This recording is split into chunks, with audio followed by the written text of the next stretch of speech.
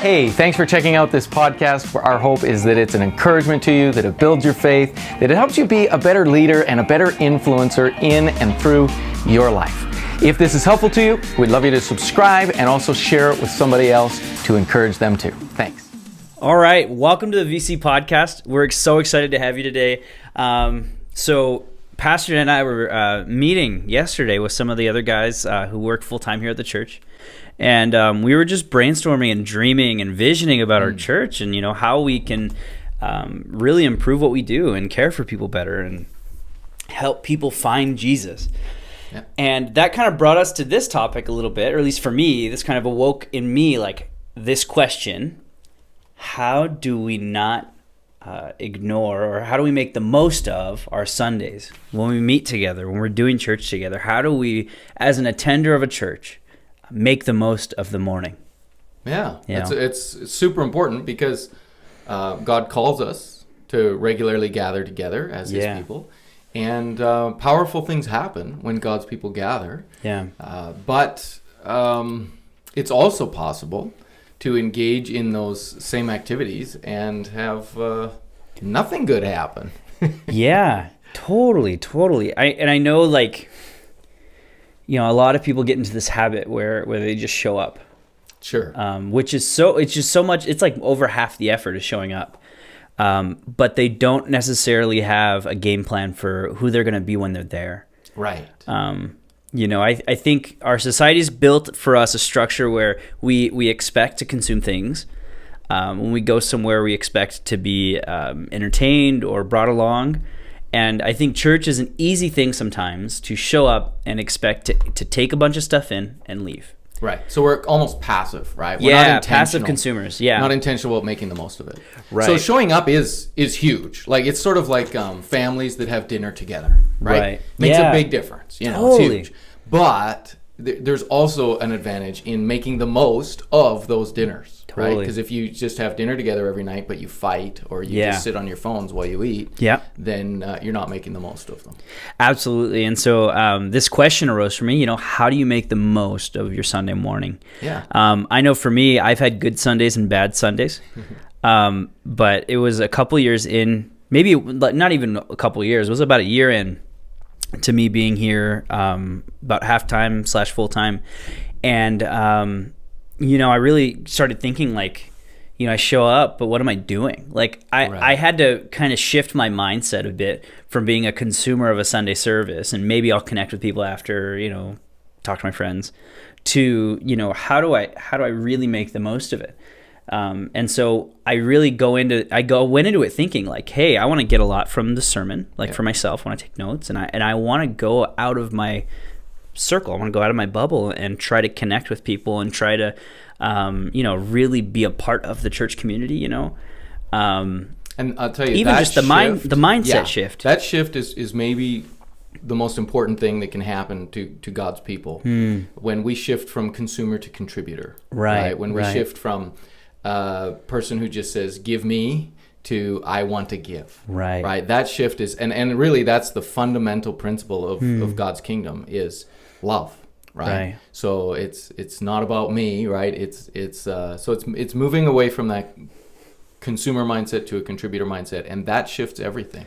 Yeah. And I, you know, when I frame church correctly, you know, when I frame the Sunday morning correctly in my head before I ever arrive, I really go in, I get more out of it. So for me, like, the best reminder that I have is that, you know, the Sunday morning exists to like reorient me and my family, you know, putting our lives before God and saying, like, God, I want to orient myself to you. Right. And I want to be refreshed, and I want to serve others by connecting with them and by, you know, going out and being in the mix, you know, with the people of God, at least for my own lot, right? So that's really our first principle. Like, we're going to share two big ideas today about making the most of Sundays. Yeah. And the first one is just being outward focused, I guess you could call it, thinking of connecting with God and connecting with others. Yeah, my harsh words for you is that church isn't about you. Right. It's for you. There's lots for you. Right. But it's not about you. It's about God, and it's about people. Yeah. You know, in that order. And it's others focused, you know. If church was just about you, you could sit at home. Yeah. You could watch the service on your, TV, right, and never make any effort to connect. What I love about our online community is that there's an expectation that the online community still reach out.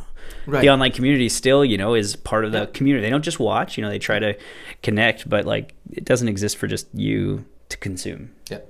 So the other day I heard somebody say some words around this, and I thought it was so powerful. I actually stopped, made a note to write it out, and I typed it out just a couple days ago, and I have it here. So I'm going to read you this. It says this: if we can figure out how to turn an audience into an army, to turn consumers into contributors, to turn spectators into participators, it will change the world. It's time to stop debating and start doing. It's time for the church to be known for love and not legalism, for what we are for, not for what we're against. It's time for the church to be the church. Yeah. Right? Yeah. So this is the shift is from I go to church to I am the church. Yeah. So I love that. We talk about services we put on, right? It is spread pretty even, the responsibility to show up on a Sunday morning, whether it's on stage or whether it's everyone in the room. Right. You are the church, and all of that means, but you also are the church in that the experience for a new person is equally determined by your attitude and your actions as it is by anyone who works at the church. Right. The people sitting and the people around you, the community, the connection, those things are a lot louder than any of the music on the stage in terms of whether they impact people. And so you have a responsibility by being in the room. Right. So by showing up, yeah, by my attitude and by my actions, I'm influencing the people around me. Yeah. And for every believer, and this is really important for our listeners to hear. Yeah. If you're 13 years old or 33 years old or 93 years old, you are making a difference when you attend church service. Absolutely. And you're an influencer in that space. And I think we can assume it's the people on stage who are the influencers there. But that's just not true, right? So much of the important ministry that happens in a church service is not from the stage. And I can tell you this as a pastor. When I come to a church service, you make a huge difference to me. And every person there does. The people who are there, their attitudes, their hearts, the way they engage, all of those things, they minister to me. Even though I'm there as the pastor, I'm there as the preacher. Yeah. They're influencing me and ministering to me. In their presence. That's huge. I think of a passage that's oftentimes brought up when it comes to like church attendance. This is Hebrews chapter 10, verse 25. It says, let us consider how we spur one another on to love and good deeds. Let us not neglect meeting together, as some have made habit, but let us encourage one another, and all the more as you see that day approaching. So I love this verse, and I think it is really, really good to bring up when someone's like not coming to church, saying like, hey, don't neglect the meeting together of God's people. That's true. Yeah. I think it's a bit deeper than just showing up. For example, it says, don't neglect meeting together. Don't neglect going to church. I can be in my house and neglect my house. Right. You can be at church and neglect church. Does that make sense? Yeah. You can show up, and by your actions and by your attitudes, you can actually neglect an opportunity to be the kingdom of God. Right there. So when you have that attitude, you're asking, what am I bringing? Yeah. Right. Exactly. And you're asking, how am I thinking of others, serving others, and so on. I think of someone who watches this podcast named Crystal. Right. Yeah. And just her heart and her love for the Lord. And I know when she comes to church on Sunday, I know she's battled through stuff. I know she's come determined for God to speak and all those things. It ministers to me. I've been thinking about that actually just the last couple of weeks. I've been thinking how much Crystal's commitment to the Lord and growth and just fighting it out week after week and coming with that heart that's humble and hungry every Sunday has blessed me. Yeah, right? So, same here. Yeah. I think about so many of the families that show up and are so No, I wouldn't even say like just extroverted, because I don't even mean just to be like, have charisma or like be outgoing. I just mean that they show up and they bring what they have. They bring who they are fully. Right. And they look me in the eyes and smile when they see me. Sure. Yeah. Those kind of moments. And I think I'm so grateful. I think one thing I love about this podcast is our church is pretty great. I'm really blessed to come to church on Sunday morning. Like, this isn't a knock on how we are. Like, this isn't like, hey, everyone, but it's a reminder, because we all need. I need this reminder, right? Yeah. I think like how amazing would it be if it went from some people, enough people, to if everyone owned it, right? Every new person would come in and be blown away. Right. I just think like that, man, that's so cool. Yeah. So some of those things practically are, like you just said, smiling. Yeah. Being engaged, participating as fully as you can. Yeah. Listening to the engagement of those who are on stage and joining in. Yeah. Singing. Singing. Yeah, like exactly. Actually singing. And if your voice is, you don't think it's great, even better. I think a loud room full of people singing and they're not great at singing is really powerful. Sure, there's something really beautiful about that. Yep. But when the people around you are singing, it's powerful. Right. There's something that happens there. So engaging as richly and fully and passionately as you can. Yeah. Another thing is just your commitment. So the fact that you show up week in and week out. So this concept here, with showing up a lot, I love it so much. The concept of consistency. Right. You will be as impactful as you are consistent. Sure. Yeah. I say this to all my leaders, in any ministry that I'm in, is you will be as effective as you are consistent. You can be not great at all of the things, but if you're consistent, you'll have more impact than the most talented person who does not show up all the time. Yeah. And let's add to that, because I think in fairness, not every week are you at the same level or on the same engagement. Yeah. And some weeks you're going through harder things and this and that. The point is, you're there, you're fighting it out, you're doing your best, you're trying to bring your best engagement, your best energy, your best love for others. Yep. Let me add one other practical thing. This my wife taught me. My wife is quite introverted. Yeah. Crowds, are tough for her. And coming to church is and seeing all those people, and then knowing that she's a leader and a minister and a part of the body of Christ, not as a pastor, but just as a person, right? The sense of responsibility is hard for her, all those things. And she was wrestling with this a number of years ago. And she felt the Lord say to her, hey, just every Sunday when you come to church, just look for that one person or two people who you can engage a conversation with, and you can, encourage or be encouraged by, who the Holy Spirit makes a divine connection. And that helped her a ton, but it's actually helped me and so many other people.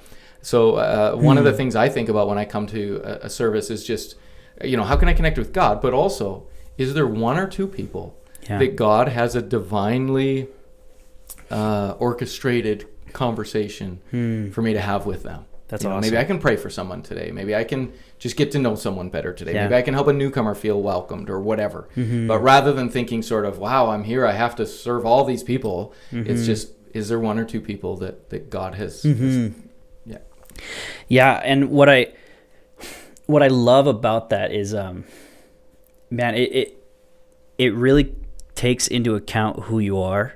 Right. There isn't one size fits all for showing up on a Sunday. I think about my wife. She's also really quiet, a lot more introverted. And she joined the coffee ministry a little while ago. Yeah. And, for her, she just wants to get more involved. Like, she really wants to do what she can to help, to, be others focused.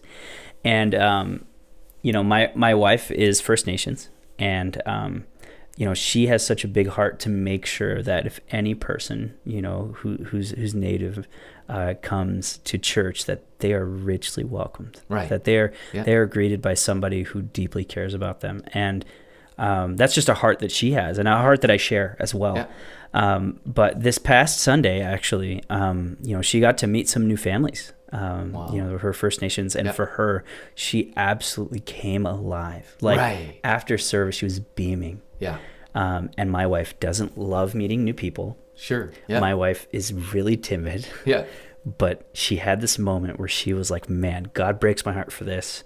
I've prayed and prepared kind of to meet these people that I didn't even meet yet. I was just prepared. She was just prepared to meet them, and she got the opportunity to have one small conversation that helped them, and it just made all the difference. And that's the irony, isn't it? The paradox is when you come to serve, when you come other-centered, when you come God-centered and other-centered, instead of for yourself, it actually blesses you. It fires you up. You come alive, right? And I mean, you could talk to so many psychologists and doctors about how to get free from depression, how to get free from discouragement, all these things. And one of the main lessons over and over again is become other-centered. Right. Come for others, and you'll actually find it blesses you. Right. So that's huge. Let me just say one more thing about this others focus piece, and that is, as a church, we have a heart for the outsider. Yeah. That's our church's corporate culture that we've created, right? Our heart is always the church is really the only organization on the planet that exists for people, for its non-members. Right. So we always are thinking, who's new here? Who's its first time? What are they feeling? What are they going through? You imagine going into a brand new place with new people, new experiences, new traditions. So one of the things we ask is we say, those of us who are regulars here, feel comfortable here, help us set the table for guests. Is the way we love to say it. Absolutely. Just help us think of others, make others feel welcome, lower that anxiety for those people who are coming for the first time. And that's another way you can just think about how to make Sundays great. Yeah, absolutely. And what I love about that is when you set the table, you also eat. Exactly. You don't just set the table and watch them. One of the worst things you can do for others is to show up to church and only be so focused on other people that you don't drink deeply from the well that you're leading people to. Right. So let's flip to that, because I think that's exactly right. We set the table for guests. But we enjoy the meal too. And it would be so awkward if all we were doing was just sort of sitting there while they ate and then starving ourselves. Right? So that's the second piece to making Sunday great is basically self-leadership. It's saying, how do I bring myself to the table? How do I bring myself to get as much as I can out of this as well? Give as much as I can to this, but also get as much as I can. Absolutely. So, I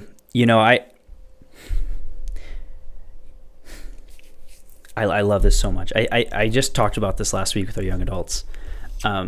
If we don't rest in the Lord ourselves, the thing that we're communicating to others about Jesus is that it'll leave us tired and weary. Sure. When the reality is we've been welcomed to take on rest, to take on, Jesus's burden is light. He says, come to me all who are weary and I'll give you rest. That's not an empty promise.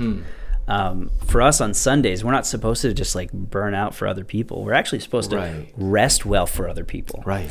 That some of the most gospel-centered things you can do on a Sunday morning is actually to sit down and pour your heart out to God and just rest and sit there. Right. Just kind of drink it in.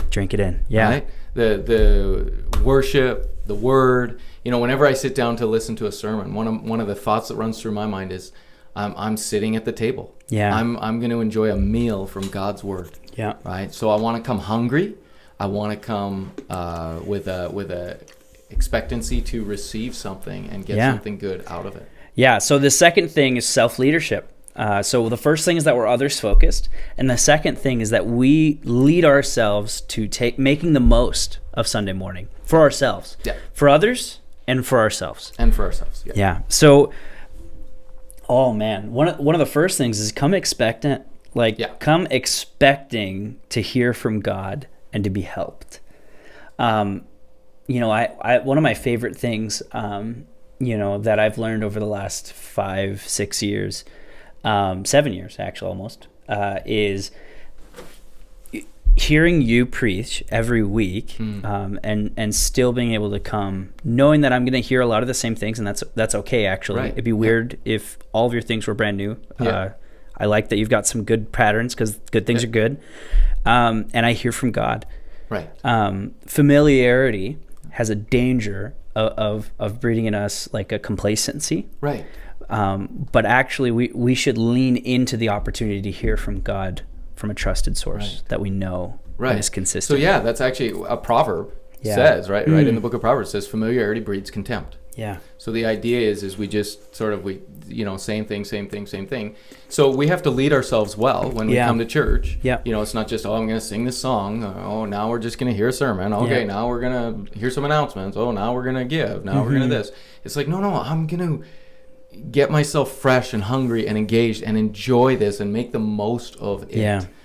Each time. Praying for fresh eyes and exactly, that expectancy, that readiness. And of course, we serve the living God. Yeah. Right? We serve a God who's present and active and is always doing something fresh and new. And even though we're bringing the gospel to ourselves again and again and again, right? Actually, most ministry is, I think it's Peter who said it this way, but he said to stir you up by way of reminder, right? So most ministry is just that, because after you've been a Christian for 2 or 3 years, you've heard a lot the message. Yeah. So then what is it? It's stirring you up by way of reminder. Yeah. But it's doing that again and again, letting that wash over you again and again, and coming with a heart that's just saying, God, give me more. Yeah. I'm ready for more. Yeah. Yeah. And, fight for a good attitude. Fight to come in. I have bad weeks sometimes. Sure. Yeah. And I have 2 things to say about it. If you're coming to Sunday and you're having a bad week, here are my 2 things. One is be yourself, but be kind. Sure. Be kind. You're tired, but be kind. Fight for a good attitude. And the second thing is, if you're having a bad week, pray so desperately that God would give you a soft heart and that you would receive from Him today. That whatever the sermon is, that you would receive what God has for you that day in the worship, that you would connect with Him fully. Some of my bad weeks, can be whether it's I just feel dry, or whether I'm like dealing with an issue and my heart hurts, or whatever it is. If those 2 things are true about my bad weeks, is that I show up with a good attitude and that I don't just grumble when I sit down and be like, but that I take in, that I drink deeply from the well. I keep saying that, but worship and the Word of God is a restful experience. Well, one of the ways I do that is I look for the Spirit, right? I look for what God is doing. Yeah. So in the worship, in the message, in the fellowship before and after the service, because if I'm not, you find what you're looking for. Wow, that's good. Yeah. So if I'm looking for something to complain about, I'll find it. Yep. Right. If I'm looking for what my preferences are, I like this song, I don't like that song, or I like I'll find it. But if I'm looking for God at work, I'll find Him at work too. That's good. So I try to remind myself of that coming in, is just lead myself to look for the right things. That's so good. Yeah. I love that. Awesome. And after you leave, go home applying it. Yeah. Making the most out of Sunday is not just letting Sunday be left in the building. Right. Every single sermon we put together here, every single program we do, it doesn't exist to make Sunday great. It exists to make lives transformed. Yeah. So we'll have takeaways with action items. We'll have things you can think about throughout your week to take it with you. Don't leave it at the door. Right. Because we are the church 24/7. Yeah. And so we mission happens on Sunday, but mission happens all week long too. Yeah. And so in many ways, on Sundays we gather for mission, but then through the rest of the week we scatter for mission. Yeah. Right? We move into our homes and neighborhoods and schools and workplaces, and we're still on mission all the time. So Absolutely. So thank you guys so much. There's so much we could talk about still, but man, we hope that these kind of helpful tips for you can kind of orient your mindset about Sundays, that you would come expecting the most, and that you would come serving others, and that you would rest in God, and that you'd make the most out of your Sundays. Yeah. So how do you make the most out of a Sunday? Well, you just be other-centered, right? God-centered and other-centered. So have that outward perspective, and then lead yourself well. Yeah. And you do those 2 things with, we detailed those out with lots of suggestions. Awesome. But I think this will serve people well. Awesome. Well, with that being said, we'll see you on Sunday. Yeah. And we hope you guys have a great week. See ya.